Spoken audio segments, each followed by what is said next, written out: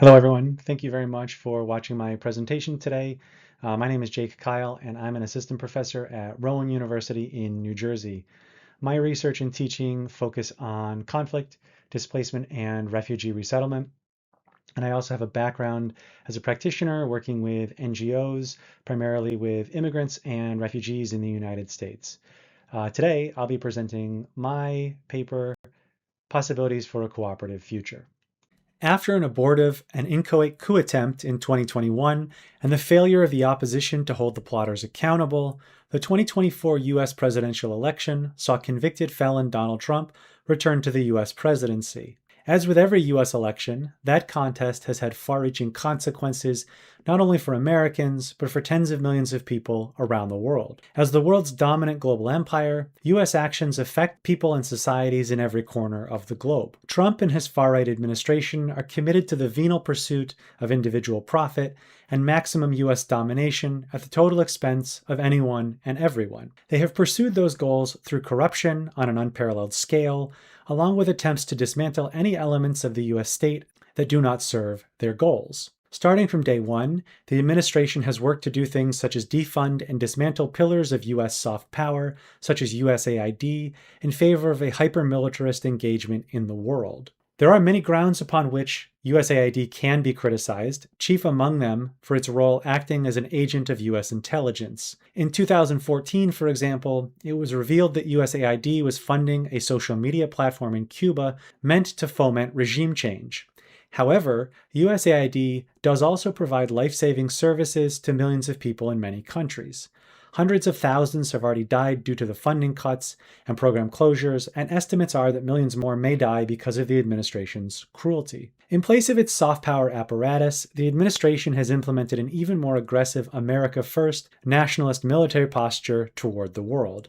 It has overthrown the Venezuelan government, massacred hundreds of civilians in the Caribbean, tightened the decades-long U.S. stranglehold over Cuba, and launched an aggressive war against Iran with its chief ally and client state, Israel. That illegal attack has killed thousands of civilians. Now, to be clear, such actions are not new. The United States has been a global empire for over a century. The violence ebbs and flows, but is ever present. The difference now is that all the pretense has been stripped away. Under Obama, the U.S. government tried to legitimate their hyper-militarist actions, such as Obama's illegal drone assassination programs.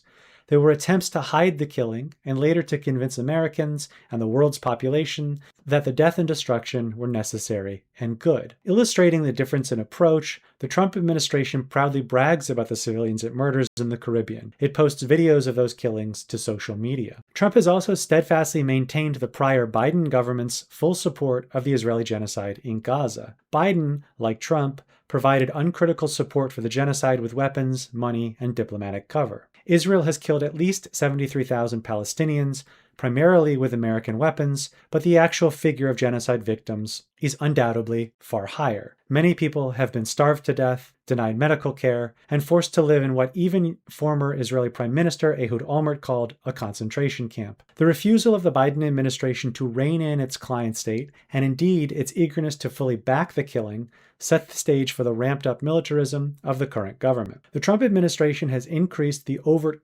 cruelty against migrants of all kinds as well, including those who are fleeing the imperial violence wrought by the United States around the world. It has closed its borders to refugees, removed protections for temporary protected status recipients, and attempted to expel tens of thousands. This virulently racist and xenophobic orientation filters down even to the petty level of badly treating visiting World Cup athletes based on their country of origin. That overt hostility and breaches of normal decorum are not the most important aspect to consider, but they do signal a change. With all of that in mind, U.S. militarism and attacks on other countries are plainly immoral and illegal. They are also, even in their own terms, ineffective. The 20-year U.S. war against Afghanistan ended with the Taliban immediately retaking power, and the 30-year U.S. war against Iraq has done nothing but cause massive death and destruction and destabilize the region and world for decades. More recently, Iran withstood joint U.S.-Israeli assaults in both 2025 and 2026. We saw that Ansar Allah in Yemen was able to do the same thing in early 2025. Despite the fact that aggressive U.S. military assaults have not and cannot succeed, those who helm the American war machine remain committed to this course of action. It is that zealous commitment that is, I hope, the undoing of the empire. Whether it takes 10, 20, or 100 years, U.S. hegemony will fade away into historical memory. That is an inevitability. Memento mori applies to people as it does political entities. In light of these developments, it is not a foregone conclusion, but the U.S. retreat from even the cynical pretense of soft power and imperial noblesse oblige may offer the possibilities that cooperative, multilateral, pluralistic, and democratic forms of civil society and global governance can be strengthened as an alternative to the existing world dominated by the United States. Next, in this paper, I sketch some of those possibilities. I take seriously Kropotkin's classic formulation that in the course of human history, cooperation has played the more important role than conflict. Those people and societies that have been more cooperative, engaged in more of what he called mutual aid, have seen greater thriving. So, against the hyper-violence of American empire, we see a number of recent developments that confront the state of affairs and point in more cooperative directions. In addition to what is happening,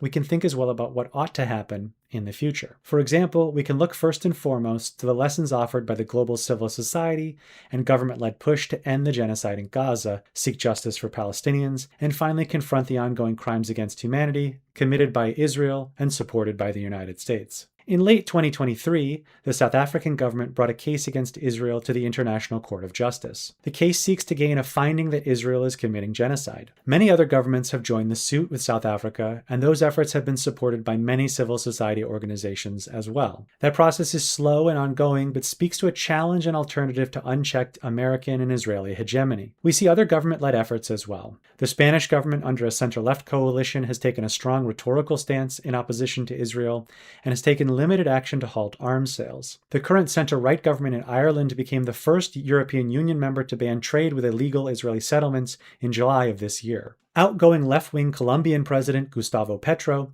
expelled Israeli diplomats, suspended coal exports, and limited weapons purchases from Israel. He also called publicly at the United Nations for an international force to liberate Palestinians from the Israeli military's genocide. That call is a return to the concept of responsibility to protect. Indeed, all governments of the world are already bound to intervene to stop genocide, so Petro's call is both in line with existing international law and consistent with well-established norms that are unfortunately often not put into practice. The US-Israeli genocide is a problem from hell in need of strong and immediate resolution. Another effort coming from civil society that is quite hopeful is the Hind Rajab Foundation. Named for the 5-year-old girl murdered by Israeli soldiers along with her family and the paramedics who came to aid them, the foundation works to identify and apprehend Israeli war criminals wherever they travel in the world and bring them to justice in domestic and international courts. Its efforts are ongoing. In a spectacular expression of solidarity, the global Sumud flotilla set sail for Gaza in August 2025. Its goal was to peacefully break the illegal Israeli blockade and deliver critical aid to the people there. Those who participated took serious risks. In 2010, a similar effort ended with the Israeli military massacring 9 unarmed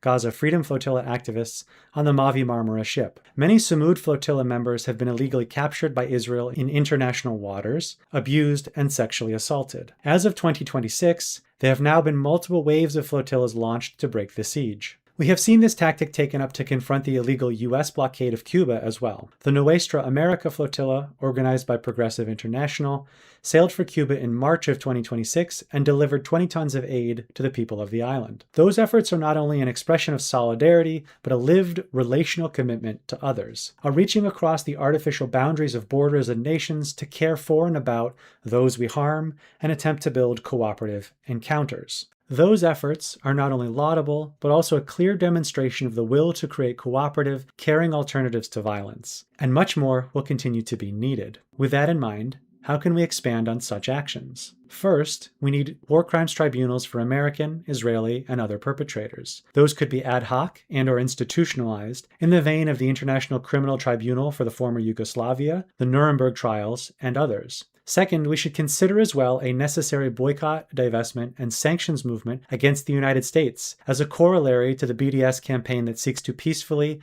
and nonviolently confront Israeli occupation, apartheid, and genocide. Actions by Colombia, South Africa, and Spain are good first steps, but have been slow and in some cases unrealized. They may also not necessarily be durable. For example, the incoming right-wing government in Colombia will likely reverse some of the previous government's actions. Defending and reinforcing prior victories is necessary, as is pushing further. If we can recommit to strengthening and reforming institutions such as the International Criminal Court, the International Court of Justice, and the United Nations, along with developing new forms of trans-border participatory democracy, we can create a 21st century that leaves behind the violent, unipolar world of the 20th century. So, in conclusion, I want to note that when I initially proposed this paper, two major things in my thinking were different. First, I was more hopeful that resistance to American imperial violence would have greater impact. Though important, various governments have not been strong enough in their action to confront and create alternatives to a world dominated by the US and its allies. I had sincerely hoped, for example, that the Spanish government would follow through on its limited mission to use its Navy vessels to protect the Samud flotilla against illegal Israeli interdictions and assaults. Ships were deployed, but they did not confront the Israeli ships that kidnapped activists. Second, I underestimated the willingness of the Trump government to pursue its own goals of self-enrichment and unalloyed power politics at the expense of maintaining the existing structures that have undergirded American hegemony. They seem confident that they can maintain control without the soft power, and while running roughshod over norms, institutions, and allies. Maybe they are correct. I hope not. I don't like to make predictions, but I will. I believe that the Trump government's actions have accelerated the American empire's ultimate demise. It has long been in decline and is now being buried in the graveyard of empires due to its own hubris and genocidal violence. It is my sincere hope that the naked aggression and glorification of violence can serve to crystallize world opinion, including domestic opinion, against continued U.S. hegemony and catalyze action to create something new. In the U.S., recent domestic primary elections saw a wave of Democratic Socialist and otherwise left-aligned candidates win the Democratic Party's nomination to stand in November general elections on platforms that are explicitly opposed to American violence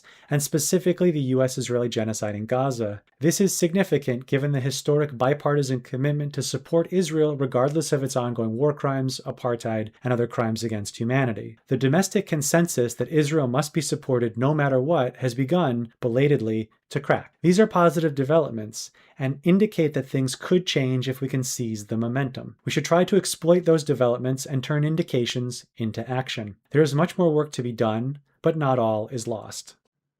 Thank you very much for watching this presentation. If you have any questions or would like to connect with me or chat at all, I'd love to do so. You can find my contact information here. Thank you very much.